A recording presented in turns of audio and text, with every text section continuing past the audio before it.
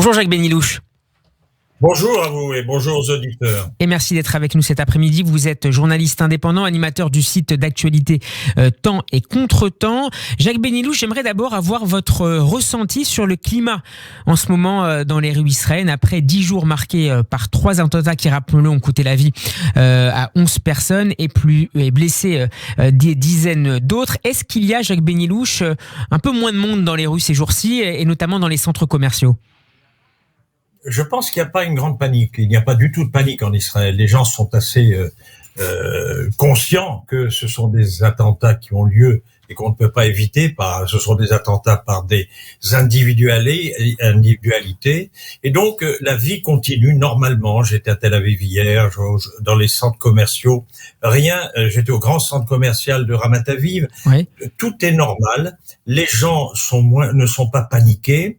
Peut-être qu'ils font attention aux personnes qui les suivent ou qui les précèdent, mais il n'y a aucune panique. C'est-à-dire que le terrorisme n'a pas atteint l'ambiance israélienne. Tout se passe normalement, malheureusement, alors qu'il y a des décès et qu'il y a des morts. Donc c'est vraiment quelque chose qui n'a pas touché la population israélienne dans son ensemble. On l'a évoqué tout à l'heure, Jacques Benilouche, le renforcement du dispositif de sécurité, notamment à Jérusalem et dans plusieurs points chauds du pays, en ce vendredi de prière d'abord, et puis évidemment à moins de 48 heures maintenant du début du mois de Ramadan. Qu'est-ce qui peut expliquer, selon vous, en termes de momentum, cette explosion de violence depuis le début du mois de mars d'ailleurs? Est-ce que c'est seulement lié à l'approche du Ramadan ou est-ce que vous voyez d'autres facteurs qui peuvent permettre de mieux comprendre ce phénomène terroriste? Alors, je pense pas qu'il y ait quelque chose d'organisé, puisque la plupart du temps, les trois attentats ont été faits par des gens qu'on appelle les loups solitaires. Ce n'est pas une organisation qui est intervenue. Ce sont des gens qui ont agi en sachant qu'au bout du chemin, ils allaient trouver la mort. Parce qu'il n'y a pas d'autre solution à ces gens-là. La plupart, d'ailleurs, les trois. Les terroristes ont été abattus par des civils. D'ailleurs, la nouveauté qu'il y a depuis quelque temps, c'est que le gouvernement a autorisé à nouveau les Israéliens à porter des armes. Pas n'importe quel Israélien. Il faut être officier, il faut être membre de la police, il faut avoir une habitation dans les territoires. Mais disons qu'il y a un peu plus de gens armés, ce qui fait que le dernier attentat qui a eu lieu à Tel Aviv, dans l'autobus, il y avait quelqu'un d'armé qui a immédiatement abattu le terrorisme. Donc, on peut pas dire qu'il y ait une organisation qui procède. Alors, certains ont voulu dire que c'était Daesh, l'État islamique. Ça n'est pas vrai. Ça n'est pas vrai parce que l'État islamique a publié que en aucun cas Israël ne l'intéressait. Daesh veut s'occuper des pays musulmans qui sont pas dans le droit chemin selon lui. Et je pense aussi que Daesh et l'État islamique sont conscients de la force d'Israël et que s'ils s'amusaient à attaquer ou procéder à des attentats en Israël, ils auraient un retour beaucoup plus sanglant qu'il ne l'est aujourd'hui. Donc on sait que ce n'est pas l'État islamique. Alors on peut dire c'est effectivement le Hamas. Le Hamas qui a besoin que de temps en temps on fasse appel à lui, qu'il montre qu'il est là. Il y a des cellules dormantes en Cisjordanie, on le sait, et on pense plutôt que ce sont des cellules dormantes qui se réveillent.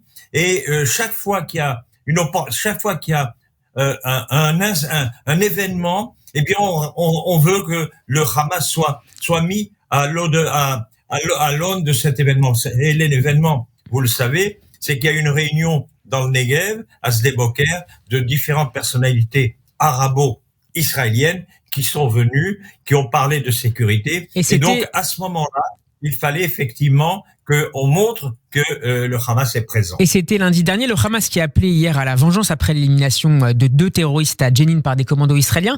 Quelle peut être, selon vous, dans les jours à venir, la stratégie du Hamas face à Israël? Est-ce qu'on peut imaginer que notamment Jérusalem soit à nouveau le point chaud des affrontements entre Palestiniens et forces israéliennes? Bon, alors il y a un point nouveau quand même, c'est que il y a une unanimité pour condamner, de la part des Arabes, pour condamner ces attentats. C'est la première fois que Mahmoud Abbas, officiellement et publiquement, condamne ces événements et ces attentats. Après des pressions, dit-on, notamment de Benny Gantz.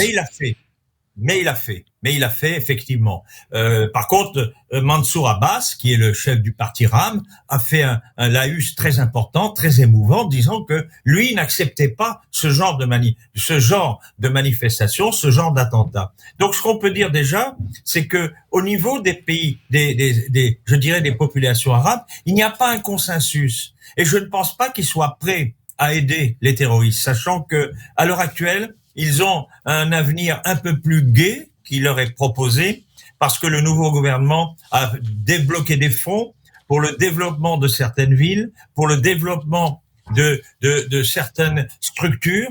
Et donc, ils savent que si jamais il y a une intifada, entre guillemets, eh bien, ils seraient perdants. Donc, on peut pas dire, je pense qu'aujourd'hui, la population arabe n'est pas solidaire de ces terroristes. Alors effectivement, mais comment est-ce qu'on peut répondre, Jacques Benilouche, comment est-ce qu'on peut répondre à cette radicalisation islamiste d'une partie croissante d'ailleurs, d'une partie de la jeunesse arabe israélienne? Quelle stratégie à la fois politique et sécuritaire, et peut-être aussi d'ailleurs socio-économique, peut être proposée et mise en place par les différents acteurs du pouvoir israélien?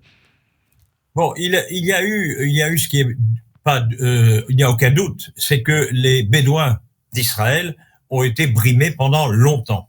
Il a fallu attendre récemment avec Mansour Abbas pour qu'on prenne des mesures pour eux, en leur faveur. Vous avez des villages dans le Negev, de villages arabes, de Bédouins. Il faut savoir que les Bédouins font leur service militaire, que les Bédouins sont des Israéliens avec une carte bleue, et donc on ne comprend pas. On comprend pas qu'on puisse abandonner certains villages arabes dans le Negev. Il n'y a pas d'eau, il n'y a pas d'électricité, les écoles, les villages ne peuvent pas s'agrandir alors qu'il y a une poussée naturelle de la population. Eh bien, donc, tout ceci fait que on se retrouve avec des gens qui sont un peu aigris. Et entre autres, les Bédouins sont aigris. Alors, effectivement, il y a une situation, je dirais, de contamination. Si les Bédouins sont aigris, eh bien d'autres populations arabes vont se dire, dans le fond, nous sommes dans les mêmes conditions et nous sommes nous aussi à créer, on a des problèmes, et ça peut effectivement pousser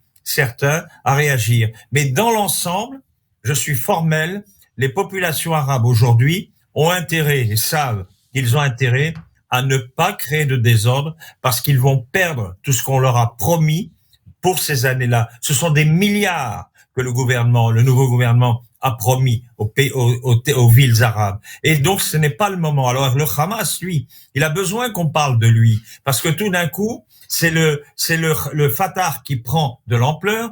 Tout d'un coup, on discute avec le Fatah, on se réunit avec le Fatah, on discute avec Mahmoud Abbas, et alors que tout d'un coup, on ne parle plus et on ne discute plus avec le Hamas. Alors c'est vrai que donc le Hamas va essayer de montrer à la population qu'il existe et qu'il peut intervenir. Mais il sait aussi qu'il n'a pas intérêt, parce que depuis quelque temps, le gouvernement israélien a fait des efforts avec Gaza, puisqu'il a autorisé 10 000 ouvriers à rentrer en Israël pour travailler, 10 000 Gazaouis, et on envisage, et Lieberman envisage qu'il y ait au moins 20 000, 30 000, 100 000, comme à l'époque, avant les intifadas. Donc, ils n'ont pas intérêt. Alors, c'est pour ça que ce qu'on peut dire, c'est que ce n'est pas le Hamas. A priori, ce que l'on sait, c'est que ce n'est pas le Hamas qui est en train de créer des incidents, c'est le djihad islamique. Et là, le djihad islamique est en opposition totale avec le Hamas. Et c'est pour ça que, à l'heure actuelle, Israël connaît les gens du djihad islamique. Et à mon avis, ils ont intérêt à être planqués parce que on va recommencer les attentats ciblés sur des personnes et sur des chefs. Merci beaucoup Jacques Benilouche d'avoir été avec nous. Je rappelle que vous êtes journaliste indépendant en Israël, animateur du site d'actualité et d'analyse Temps et Contre-temps. On peut réécouter cet entretien notamment sur notre page YouTube. Shabbat Shalom à vous et à très bientôt sur Radio J. Shabbat Shalom et à bientôt et Shabbat Shalom aux auditeurs.